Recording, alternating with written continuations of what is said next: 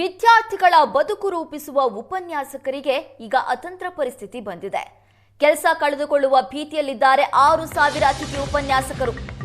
ದಯಾಮರಣ ಕೋರಿ 160ಕ್ಕೂ ಹೆಚ್ಚು ಅತಿಥಿ ಉಪನ್ಯಾಸಕರು ಅರ್ಜಿ ಸಲ್ಲಿಕೆ ಮಾಡಿದ್ದಾರೆ.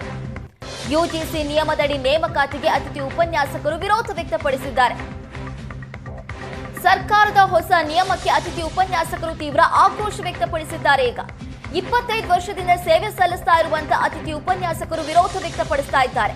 ಯುಜಿಸಿ ನಿಯಮದಂತೆ ಸೆಟ್ ನೆಟ್ ತೇರ್ಗಡೆಯಾದ ಅಭ್ಯರ್ಥಿಗಳ ನೇಮಕಾತಿಗೆ ಹೊಸ ನಿಯಮವನ್ನ ಜಾರಿ ಮಾಡಲಾಗಿದೆ. ಮೊದಲಿನಿಂದಲೂ ಕೂಡ ಕೆಲಸ ಮಾಡ್ತಾ ಇರುವವರಿಗೆ ಅನ್ಯಾಯ ಆಗ್ತಾ ಇದೆ. ಇದರಿಂದ 6,000 ಅತಿಥಿ ಉಪನ್ಯಾಸಕರ ಕುಟುಂಬಗಳು ಬೀದಿಗೆ ಬೀಳುವ ಆತಂಕ ಎದುರಾಗಿದೆ. ಹಾಗಾಗಿ ಅತಿಥಿ ಉಪನ್ಯಾಸಕರು ನಮಗೆ ದಯಾಮರಣ ಕೊಡಿ ಅಂತ ಅರ್ಜಿ ಸಲ್ಲಿಕೆ ಮಾಡ್ತಿದ್ದಾರೆ. ಒಂದಲ್ಲ ಎರಡಲ್ಲ 160 ಅತಿಥಿ ಉಪನ್ಯಾಸಕರು ಅರ್ಜಿ ಸಲ್ಲಿಕೆ ಮಾಡಿದ್ದಾರೆ.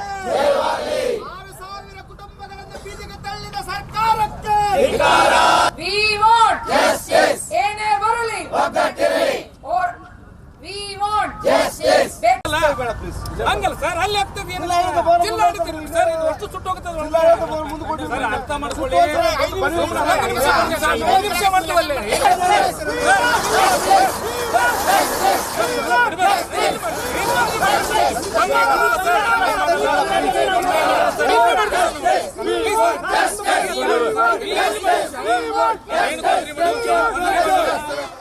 ಅತಿಥಿ ಉಪನ್ಯಾಸಕರ ನೇಮಕಾತಿಯಲ್ಲಿ ಹೊಸ ನಿಯಮಗಳನ್ನು ಅಳವಡಿಸಿ ನೇಮಕಾತಿ ಮಾಡಿಕೊಳ್ತಾ ಇರುವ ಕ್ರಮವನ್ನು ಖಂಡಿಸಿ ಅತಿಥಿ ಉಪನ್ಯಾಸಕರು ರಸ್ತೆಗಿಳಿದು ಪ್ರತಿಭಟನೆಯನ್ನು ನಡೆಸ್ತಾ ಇದ್ದಾರೆ. ರಾಜ್ಯಾದ್ಯಂತ ಆಗಮಿಸಿರ್ತಕ್ಕಂತಹ ಅತಿಥಿ ಉಪನ್ಯಾಸಕರು ಗದಗ ಜಿಲ್ಲೆಯಲ್ಲಿ ಕಾನೂನು ಸಚಿವರ ಕವರ್ನಲ್ಲಿ ಅನಿರ್ದಿಷ್ಟಾವಧಿ ಧರಣಿಯನ್ನ ನಡೆಸ್ತಾ ಇದ್ದಾರೆ.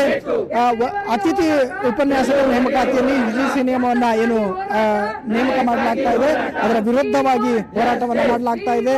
ರಾಷ್ಟ್ರಪತಿಗಳಿಗೆ ದಯಾಮರಣದ ಅರ್ಜಿಯನ್ನ ಕೂಡ 160 ಶಿಕ್ಷಕರು ಮನವಿ ಮಾಡಿಕೊಂಡಿರ್ತಕ್ಕಂಥದ್ದು. ಕೆಲ ಉಪನ್ಯಾಸಕರು ನಮ್ಮ ಜೊತೆಗಿದ್ದಾರೆ, ಅವ್ರನ್ನ ಮಾತನಾಡಿಸ್ತಾ ಹೋಗ್ತೇನೆ. ಸರ್, ಏನು ತಮ್ಮ ಮುಖ್ಯ ಬೇಡಿಕೆ ಏನು? ಸರ್, ನಮ್ಮ ಮುಖ್ಯ ಬೇಡಿಕೆ ಈಗಾಗಲೇ ಕ್ವಾಲಿಫೈಡ್ ನಾನ್ ಕ್ವಾಲಿಫೈಡ್ ಅಂತೇಳಿ ಒಂದು ನೆಪ ಒಡ್ಡಿ, ಕಾನೂನಿನ ಒಂದು ನೆಪ ಒಡ್ಡಿ ಸುಮಾರು 6,000 ಅತಿಥಿ ಉಪನ್ಯಾಸಕರು ಬೀದಿಗೆ ತಳ್ತಾ ಇದೆ.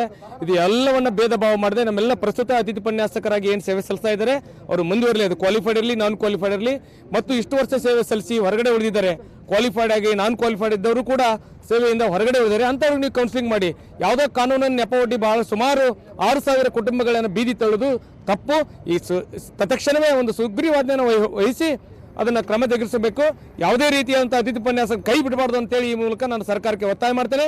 ಒಂದು ವೇಳೆ ಇದನ್ನು ಹೊರಗಡೆ ತಳ್ಳಿದ್ರೆ ಉಗ್ರವಾದಂಥ ಹೋರಾಟ ಬೆಳಗಾವಿಯಲ್ಲಿ ಇಡೀ ರಾಜ್ಯಾದ್ಯಂತ ಇನ್ನು ಗುರುವಾರ ಕ್ಯಾಬಿನೆಟ್ ನೋಡ್ತೇವೆ. ಕ್ಯಾಬಿನೆಟ್ಲಿ ಏನಾದರೂ ನಮಗೆ ಡಿಸೈಡ್ ಆಗದೇ ಇದ್ರೆ ಮುಂದಿನ ದಿನಮಾನಗಳು ಎಲ್ಲ ತಾಲೂಕು ಜಿಲ್ಲಾವಾರಗಳು ಪ್ರತಿಭಟನೆಗೆ ಸ್ಟಾರ್ಟ್ ಆಗ್ತಾ ಇದೆ.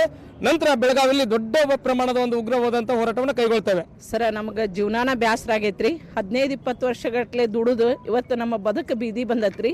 ಅದಕ್ಕಾಗಿ ನಾವು ಎಲ್ಲರೂ ಕೊಡೋದಿದ್ರೆ 6,000 ಮಂದಿಗೂ ದಯಾಮರಣ ಕೊಟ್ಟು ಬಿಡ್ರಿ. ನಾವು ಸಾಯೋದಷ್ಟೇ ಅಲ್ಲ, ನಮ್ಮ ಫ್ಯಾಮ್ಲಿನ ಕುಟುಂಬ ಸಹಿತ ನಾವು ಸಾಯ್ತೇವೆ ಅಂತ. ಯಾಕಂದ್ರೆ ನಾವು ಆಲ್ರೆಡಿ ಏಜನ್ನು ಕಳ್ಕೊಂಬಿಟ್ಟೇವೆ ಸರ್. ನಮ್ಮನ್ನ ಎಲ್ಲಿ ಕೆಲಸಕ್ಕೆ ತೋಳಲ್ಲ.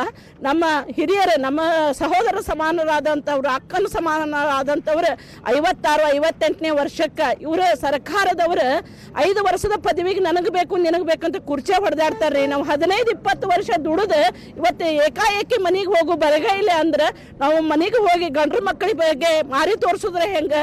ಸಮಾಜದಾಗ ನಿಂತು ನಾವು ಗೌರವದಿಂದ ಇಷ್ಟು ದಿನ ಶಿಕ್ಷಕರಂತ ಹೇಳ್ಕೊಂಡು ಅಡ್ಡಾಡಿದಂಥ ನಾವು ಇವತ್ತು ಎದಕ್ಕೆ ತೆಗೆದ್ರಪ್ಪ? ನಿಮ್ಗೆ ನೀವು ಕ್ವಾಲಿಫೈಡ್ ಇಲ್ಲ ಅಂದ್ರೆ ನೀವು ಇಷ್ಟು ದಿನ ಎದಕ್ಕೆ ಪಾಠ ಮಾಡಿದ್ರಿ? ನಿಮ್ಮನ್ನ ಏನಂತ ದುಡಿಸ್ಕೊಂಡ್ರು ಅಂತ ನಮ್ಗೆ ಒಂಥರ ಸಮಾಜದೊಳಗೆ ಸ್ವಚ್ಛ ಭಾವನೆಯಿಂದ ನೋಡ್ತಾರೆ. ಅದರ ಸಂಬಂಧ ನಾವೆಲ್ಲರೂ ಕೂಡ ಇವತ್ತು ನಾವು ಸಮಾಜದೊಳಗೆ ಈ ರೀತಿ ತಲೆ ತಗ್ಗಿಸ್ಕೊಂಡು ಅಡ್ಡಾಡೋದಕ್ಕಿಂತ ಸಾಯುದ ಮೇಲ್ ಅಂತ ಹೇಳಿ ನಾವು ರಾಷ್ಟ್ರಪತಿಗೆ ನಾವು ದಯಾಮರಣ ಪತ್ರವನ್ನು ಬರೆದೇವ್ರಿ ಸರ್. ಈಗ ಮೊದಲನೇ ಪ್ರಶ್ನೆ ಕೇಳಬೇಕಾಗಿರೋದು, ಹಾಗಿದ್ರೆ ಇವ್ರು ನಾನ್ ಕ್ವಾಲಿಫೈಡ್ ಅಂತ ಮಾಡ್ತಿರಲ್ಲ ಸರ್, ಅನ್ನೋದಾದ್ರೆ ಹಾಗಿದ್ರೆ ಇಷ್ಟು ವರ್ಷ ಪಾಠ ಮಾಡಿದ್ದೆಲ್ಲೋಯ್ತು?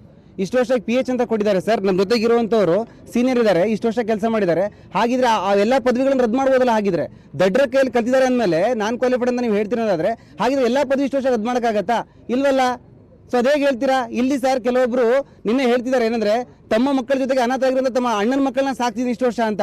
ಒಬ್ರು ವಿಡೋ ಮಹಿಳೆ ಇದ್ದಾರೆ, ಅವ್ರು ಹೇಳ್ತಾರೆ ಈ ತರ 6,000 ಕುಟುಂಬಗಳನ್ನ ನೀವು ಬಿದಿ ತರ್ತಾ ಇದ್ದೀರಾ. ಗ್ಯಾರಂಟಿ ಅನ್ಕೊಂಡು ಯಾವ ಗ್ಯಾರಂಟಿ ಹೋಗ್ತೀರಾ? ಗುರು ಪರಂಪರೆ ಅಂತ ಹೇಳ್ತೀರಾ, ಗುರುವೇ ಬ್ರಹ್ಮ ವಿಷ್ಣು ಅಂತ ಹೇಳ್ಬಿಟ್ಟು ಈಗ ಸಡನ್ ಆಗಿ ಬೀದಿ ತರ್ತಾ ಇದ್ದೀರಾ. ಆಯ್ತು, ನೀವು ಕೊಡುವಂಥ ಉದಾಹರಣೆಗಳನ್ನು ಒಂದೇ ಪ್ರಶ್ನೆ ಸರ್ ನಿಮ್ಗೆ ಕೇಳಬೇಕಾಗಿರೋದು. ಸೊ ನೀವು ಹೇಳ್ತೀರಾ ಬದುಕು ಕ್ವಾಲಿಫೈಡ್ ಅರ್ಹರಾಗಿರೋ ಏನು ಮಾಡಬೇಕು, ನೆಟ್ ಟು ಸ್ಲೆಟ್ ಪಾಸ್ ಮಾಡಿದವರು. ಉತ್ತರ ಕೊಡಿ ನನಗೆ. ಬೀದಿಗೆ ಬೀಳುತ್ತೆ ಬದುಕು ಯಾರ್ದು? ಹೊಸದಾಗಿ ಕ್ವಾಲಿಫೈಡ್ ಆಗಿರುವಂಥ ವ್ಯಕ್ತಿ ತಾನು ಹೊಸದಾಗಿ ಬದುಕನ್ನು ಕಟ್ಕೋಬಹುದು. ಅದೇ 50 ವರ್ಷ ಕೆಲಸ ಮಾಡಿದ್ರೆ ಹೆಂಗೆ ಬದುಕು ಕಟ್ಕೋತಾರೆ? ಸೊ ಬೀದಿಗೆ ಯಾರ್ದು ಬೀಳುತ್ತೆ? ಸೊ ನೀವು ಪ್ರಶ್ನೆ ಮಾಡಬೇಕಾಗಿರೋದು ಅಥವಾ ಉತ್ತರ ಹುಡ್ಕೋಬೇಕಾಗಿರೋದು ಯಾರ ಬದುಕು ಬೀದಿಗೆ ಬೀಳ್ತಾ ಇದೆ ಅಂತ. 6,000 ಫ್ಯಾಕಲ್ಟಿನೇ ಬೀಳ್ತಾರೆ ಅಂದಮೇಲೆ ಅವರ ಕುಟುಂಬಗಳೆಲ್ಲ ಸಾಗಬೇಕು ಸರ್. ದಯಮಾಡಿ ಹಿರಿಯ ಉಪನ್ಯಾಸಕರನ್ನ ಬೀದಿಗೆ ತಳ್ಳಬೇಡಿ. ನಾವು ಅವ್ರ ಪರವಾಗಿ ಬಂದಿದ್ದೇವೆ. ದಯಮಾಡಿ ಅವ್ರನ್ನ ಬೀದಿಗೆ ತಳ್ಳಬೇಡಿ. Thank you. ಇದು ಅತಿಥಿ ಉಪನ್ಯಾಸಕರ ಆಕ್ರೋಶದ ಮಾತು. ಯಾವುದೇ ಕಾರಣಕ್ಕೂ ಅತಿಥಿ ಉಪನ್ಯಾಸಕರನ್ನ ಬೀದಿಗೆ ತಳ್ಳುವ ಕೆಲಸಗಳಾಗಬಾರ್ದು. ಈ ಬಗ್ಗೆ ಸರ್ಕಾರ ಗಮನ ಹರಿಸಿ ಸೂಕ್ತ ಕ್ರಮವನ್ನು ತೆಗೆದುಕೊಳ್ಬೇಕು ಅನ್ನೋ ಮಾತನ್ನು ಹೇಳ್ತಾ ಇದ್ದಾರೆ. ಗದಗದಿಂದ ಕ್ಯಾಮರಾ ಪರ್ಸನ್ ಲಿಂಗರಾಜ್ ಜೊತೆ ಗಿರೀಶ್ ಕುಮಾರ್, ಏಷ್ಯಾನೆಟ್ ಸುವರ್ಣ ನ್ಯೂಸ್.